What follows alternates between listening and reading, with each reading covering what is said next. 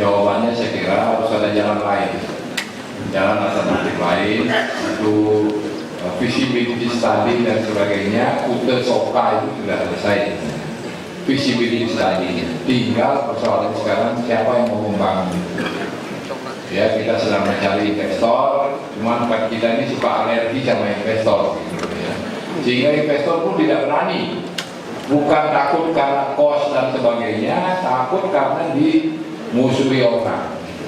Jadi ini problem juga ini saudara, karena kita agak alergi terhadap istilah investor ini. Kalau kita membangun sendiri saya kira sulit, tapi saya sedang berusaha untuk mencari konsorsium BUMN seperti jalan di atas perairan itu.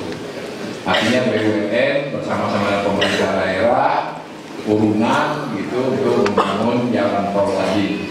Persoalannya adalah juga tanah, saudara.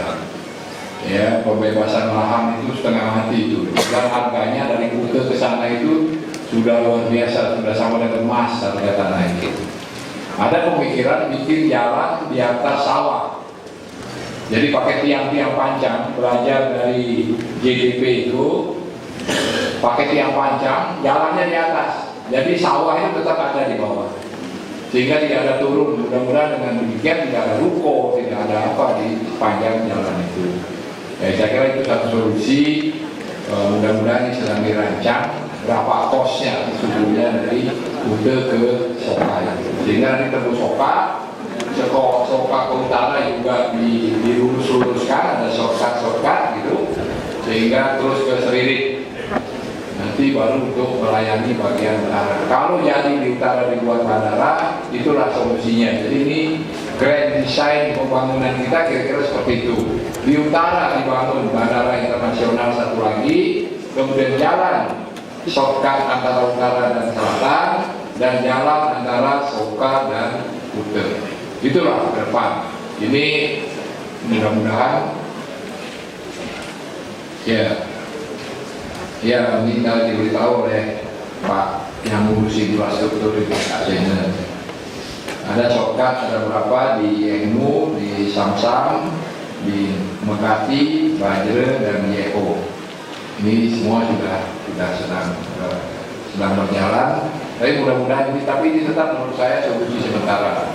Ada lagi pemikiran saudara, di Jemberana itu dibangun gudang-gudang besar, sehingga tidak ada boleh mobil besar masuk ke Bali, bawa barang, masuk ke melalui jalan itu. Saya sudah bicara dengan Bupati Jemberana, mereka siap untuk itu, sehingga dengan demikian tidak boleh ada trailer, tidak boleh ada truk yang panjang-panjang itu yang melewati jalan itu. Di stop di Jemberana semuanya, harus masuk gudang di sana dengan mobil kecil-kecil baru boleh keliling ke Bali. Ini sedang kita rencanakan, mudah-mudahan dalam wujud 2013. Sekarang ini kalau tidak salah Astra Honda dia sudah bikin gudang di situ. Ini juga akan memberi penghasilan tambahan untuk Kabupaten Jemberana supaya mereka hidup. Sekarang ini mereka ada kesulitan dalam hal APBD mereka. Itu saya kira pemikiran jangka panjang. Masih juga ada pemikiran untuk membuat kereta api yang keliling Bali itu. Kemarin sudah ada visibility study dari PT KAI, tetapi kelihatannya menurut mereka kosnya terlalu tinggi. Tapi kalau kita mau, kita undang investor mau. Persoalannya itu lagi ya, saya tuh agak mikir gitu loh kalau ada investor. Investor Cina itu jelas sangat berminat untuk kereta keliling Bali. Jadi itu akan menjadi objek wisata, juga memecahkan kebutuhan tadi daerah-daerah yang tidak selama ini tidak tersentuh oleh pariwisata, dia bisa tersentuh. Karena di titik-titik tertentu dia akan berhenti, menurunkan penumpang, sehingga masyarakat di situ bisa hidup dari pariwisata. Mungkin ada penginapan, mungkin ada warung, mungkin ada toko souvenir dan sebagainya, sehingga ini bisa seluruh Bali lebih merasa seperti itu. Ini jadi pemikiran kita di bidang moda transportasi kira-kira seperti itu. Mudah-mudahan bisa terwujud ke depan setelah, saya kira setelah 2013. Karena 2013 ini duit kita habis, sibuknya setengah mati. Untuk pilkada itu 2 miliar saudara. Ternyata untuk milih seorang gubernur mahal juga. Bagaimana kalau dipilih DPR?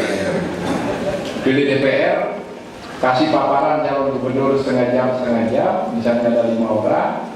Habis itu kasih kertas lembar-lembar anggota DPR-nya, ambil kardus bekas ekonomi, masuk aja. Nggak pakai ongkos, gratis. Cepat lagi, nggak pakai kampanye keliling-keliling, nggak usah. Jadi, wah, kita beliau cocok dan sirap keempat. Kerakyatan yang dipimpin oleh hikmah kebijaksanaan dalam permusyawaratan perwakilan. Ini senang beliau senang. Tapi rakyat nggak suka. Nah, rakyatnya nanti kita nggak bisa menentukan gubernur ini siapa kan. Tapi kan sudah diwakili. Nggak pakai ongkos juga. Kalau yang tadi yang saya katakan, jadi yang 200 miliar bisa urusi mantri sama benda rumah. Berapa rumah yang bisa dikerjakan dengan 200 miliar? Langsung selesai. Rumah yang dikelola ini langsung selesai dengan 200 miliar. 200 miliar berarti 10.000 rumah. Bisa 2 tahun selesai. Nah, itu kira-kira. Ini pikiran dia agak nyeleneh-nyeleneh sedikit. Calon juga gak capek kan?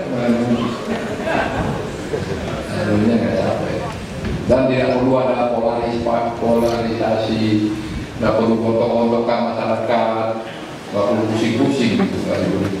Polisi juga gak sibuk jaga, kan cukup di DPR lah, gak usah dijaga. Saya bilang kabel super biru, masukin kan selesai. Ya mungkin ada pemikiran seperti itu.